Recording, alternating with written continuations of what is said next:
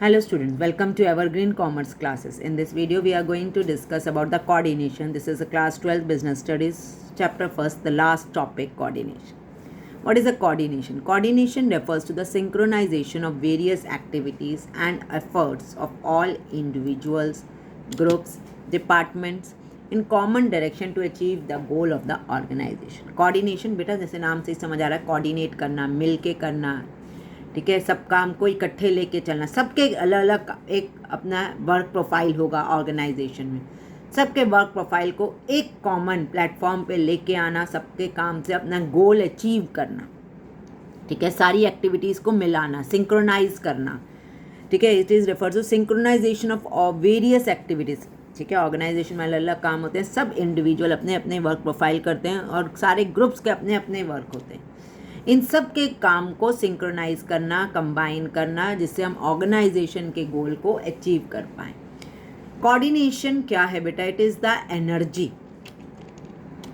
It is the energy that connect all other functions of management.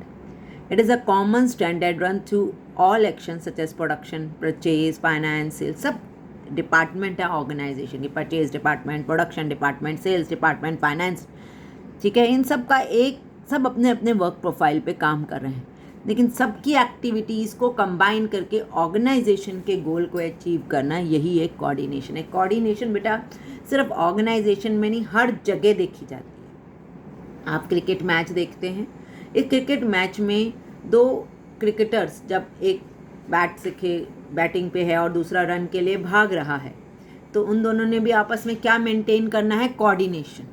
अगर वही coordination टूट जाता है तो प्लेयर आउट हो जाता है. तो हर जगह हमें क्या मेंटेन करना है? कोऑर्डिनेशन. तो in the same way organisation में भी एक कोऑर्डिनेशन मेंटेन करना है, वरना सारा काम जो भी किया हुआ है हर डिपार्टमेंट ने या हर एम्प्लॉय ने, वो सब वेस्ट हो जाएगा अगर एम्प्लॉयज़ के अंदर कोऑर्डिनेशन नहीं होगा. तो the next topic is importance of coordination, ठीक है, there is a need importance. क्या इसकी इम्पॉर्टेंस है? The first is growth in site. कैसे कंपनी डेवलप होता है, देयर आर डिफरेंट एम्प्लॉयज़. क्यों ज़रूरत है कोऑर्डिनेशन की, क्यों इतना इंपॉर्टेंट है?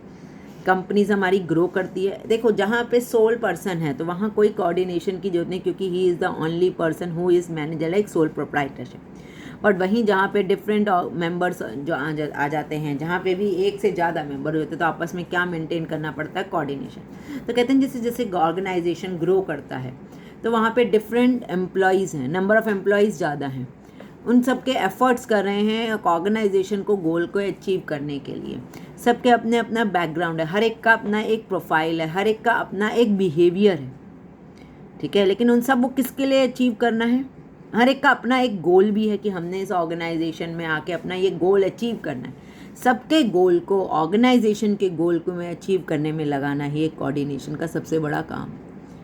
कि आपने अपना वर्क प्रोफाइल किया, आपने अपना वर्क प्रोफाइल किया. ऐसा अगर हम कहें कि प्रोडक्शन लेट हो गई, तो प्रोडक्शन लेट होगी तो अपने आप सेल्स डिपार्टमेंट का काम इफेक्ट होगा, और वहीं से रेवेन्यू जनरेट नहीं होगा तो फाइनेंस डिपार्टमेंट अपने आप इफेक्ट हो जाएगा. तो सबने काम किया, लेकिन अगर आपस में कोऑर्डिनेशन नहीं है तो वो काम क्या हो जाएगा? ज़ीरो हो जाएगा.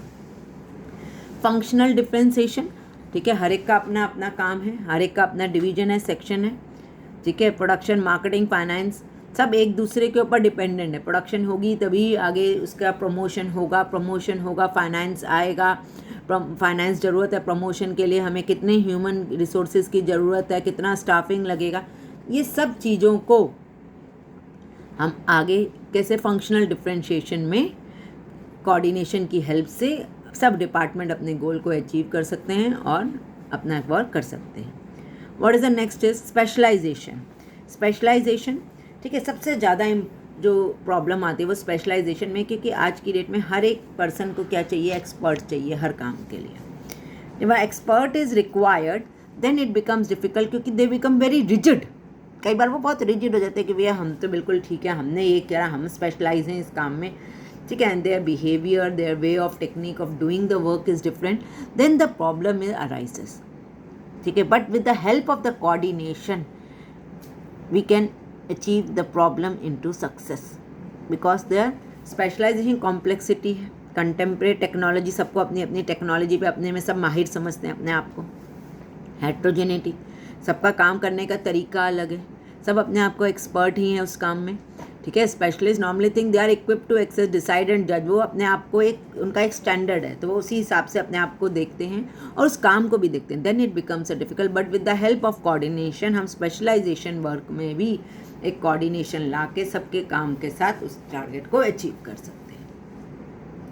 The next topic is features of coordination. What is the features of the coordination? Coordination integrate group effort. ठीक है, क्या है? एक ग्रुप एफर्ट है. Always apply to, there is no need for coordination when one single individual is working.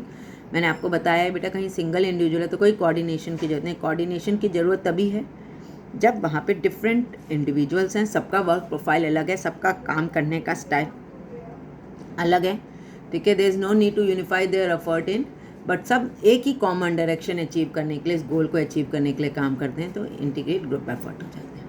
Next is ensure unity of effort. देखिए, जब unity of effort की सब एक काम को कर रहे हैं तो बीच में कॉन्फ्लिक्ट्स हो जाता है जो ऑर्गेनाइजेशन को हार्म करता है. Coordinate the activities and function of all individual.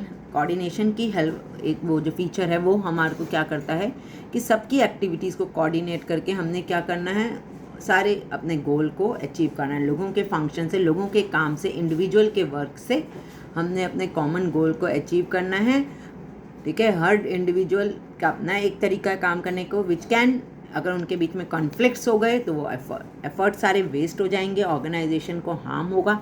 लेकिन वहीं पे सबकी एक्टिविटीज़ को कोऑर्डिनेट कर दिया जाए तो ये एक कॉमन गोल हमारा अचीव हो जाएगा. हम जो गोल के लिए वर्क करें वो अचीव हो जाएगा. Coordination is a continuous. ये नहीं कि बेटा हमने कोऑर्डिनेशन करके काम किया तो उसको हमने ख़त्म हो गया. ये वो है नॉन एंडिंग. हमें आपस में एक दूसरे के साथ कोऑर्डिनेशन मेंटेन करके ही रखना है, हम वो छोड़ नहीं सकते, ठीक है. इसलिए मैनेजर का काम होता है कि आपस में सबका कोऑर्डिनेशन चल रहा है नहीं चल रहा, ठीक है. अगर बैटिंग का काम ख़त्म हो गया तो फील्डिंग अगर चल रहा है, बॉलर्स, बैट्समैन एंड प्लेयर्स की, तो अगर आपस में कोऑर्डिनेशन होगा तो बॉल वरना छूट जाएगी फील्डिंग में. तो हमें क्या करना है, नॉन एंडिंग फंक्शन ये चलता ही रहता है, ठीक है. मैनेजर वो कंटिन्यूसली टू अचीव कोऑर्डिनेशन, और तभी ऑर्गेनाइजेशन सक्सेस हो जाती है कि हमने एक वर्क ख़त्म हुआ अभी प्रोडक्शन, तो सेल्स डिपार्टमेंट के साथ कोऑर्डिनेशन रखनी है कि अब हमें कब दोबारा सेल्स करनी है, तो प्रोडक्शन इस चीज़ को अप टू डेट रखेगा, ठीक है. रेवेन्यू कितना जनरेट हो रहा है, अब हमें कितनी प्रोडक्शन बढ़ानी है, कितना फाइनेंस चाहिए, तो आपस में ये काम जो है ये चलता ही रहेगा, ठीक है. ये कभी नेवर एंडिंग प्रोसेस है. Next is coordination is a pervasive. Pervasive मतलब कि हर ऑर्गेनाइजेशन में कोऑर्डिनेशन चाहिए, छोटे लेवल की ऑर्गेनाइजेशन हो चाहे बड़े लेवल की, कोऑर्डिनेशन तो हर जगह हर लेवल पे चाहिए, हर ऑर्गेनाइजेशन में चाहिए. At all level in the department, all the function due to interdependence of various activities, ठीक है.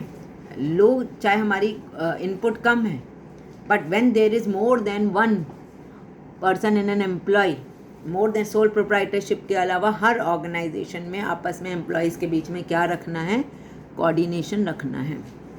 Fifth is coordination is the responsibility of all manager, ठीक है. ये सिर्फ टॉप मैनेजमेंट का काम नहीं है. टॉप मैनेजमेंट ने कोऑर्डिनेशन करके क्या बनाई, प्लानिंग करके उन्होंने मिडल लेवल मैनेजर्स को दिया, ऑल डिपार्टमेंटल हेड्स को दिया.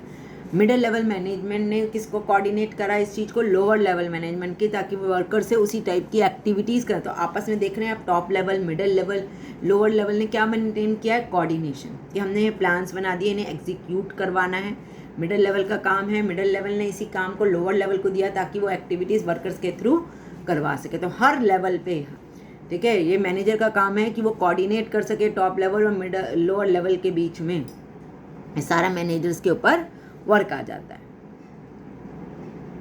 Last is coordination is a deliberate function, ठीक है. मतलब ये करवाना ही है, ये नहीं कि आप कई बार होता है कि हम भैया हमारा इनके साथ कोऑर्डिनेशन नहीं मिल रहा है, इस एम्प्लॉय के साथ हमारी अच्छी ट्यूनिंग नहीं सेट हो रही, ये हमारे कन्फ्यूजन. लेकिन it is a deliberate function. ये मैनेजर्स का काम है कि सारी एक्टिविटीज़ को ऑर्गेनाइजेशन में कोऑर्डिनेशन मेंटेन करें, ठीक है.